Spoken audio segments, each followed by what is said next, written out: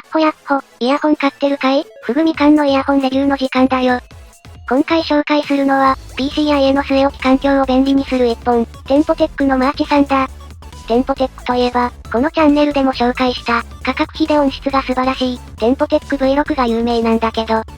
今回紹介するマーチさんは、V6 を簡易化したような音回りを持っていて、お値段もそれに見合った1万3000円程度で購入できるという、デスクトップ PC で音楽を聴くときに最適な卓上 DAC アンプだ。さらに、マーチさんには、LDAC で音楽を受信できるレシーバー機能があるんだけど、今回は技適法の関係で取り扱わないぞ。日本国内ではヘッドホン DAC アンプとして認識するのがいいだろう。操作系は簡単。電源ボタン兼ボリュームのつまみ、Bluetooth と USB を切り替える、モード変更スイッチ日本国内ではまず使わない。それから、ゲイン変更スイッチヘッドホンアンプ状態では使わない。そして、バスブーストモードに変更できるスイッチ使わないだ。ぶっちゃけると、USB DAC アンプとして使用する場合、USB2 本挿してつまみを押し込んでボリュームを調整する。おしまい。いやいや、他に色々あるだろって？ないんだなこれが。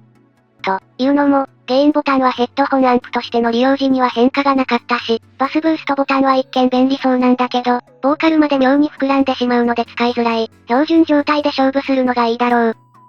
背面には、同軸、光オーディオ、そして RCA などの、スピーカーやアンプにつなげるための出力がある。デスクトップ上でアクティブスピーカーを使用している場合の接続に便利な背面ポートが揃ってるぞ。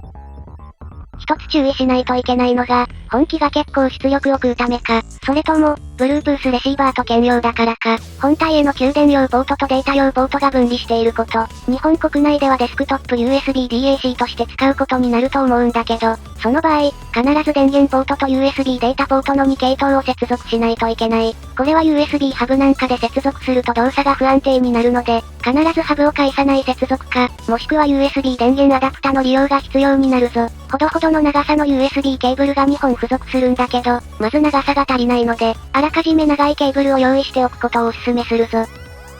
そんな苦労を経て、ようやく使用可能になる、テンポテックマーチさん。現在、アリエクスプレスの公式ストアで、約100ドル程度で購入できる DAC としては、音質で好評だった、同社の DAP、テンポテック V6 の回路周りをシンプルにしたような仕様で、結構近いパワフルな音色を楽しむことができる。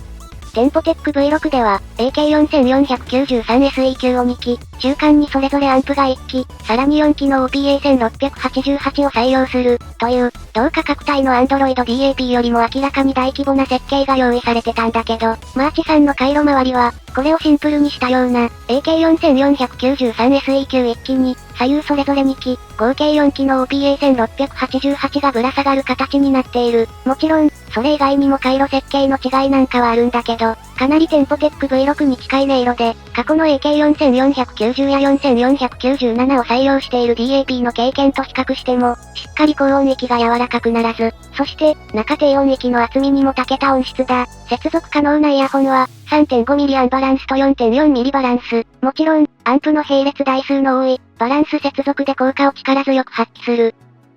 DAC としての性能も全く不満のないもので、MQA、DSD、32ビット 768kHz での入力にチェアをする。ディスプレイのモード表示もわかりやすいな。インピーダンスの低いイヤホンと接続すると、小さなホワイトノイズが入り続ける。ここら辺は高出力なデスクトップ用 DAC アンプだとよくあることだけど、アイコーの ITX5 と比較すると、ITX5 の方がちょっと大きかったな。具体的な数字で判断すると、アイコー ITX5 では、32オーム表記のイヤホンやヘッドホンで、ノイズが全く気にならなくなる。マーチさんでは、16オーム以上だったらまず気にならないだろう。今回は回路ノイズチェックのため、8オームのヤニンカノンをバランス接続で繋いでみたら、ホワイトノイズを確認できた。ってレベルだ。とはいえ、視聴に問題をもたらすようなレベルではなかったので、そこは安心して大丈夫。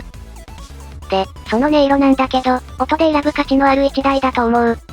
AK4439SEQ ベースの音色は、高音域側から低音域側までしっかりと音が出てるし、同価格帯のコンパクト DAP よりも、中低音域あたりの厚みがしっかりしてる。駆動力も全く問題なく、DAP と別に用意する価値のあるデスクトップ DAC アンプだ。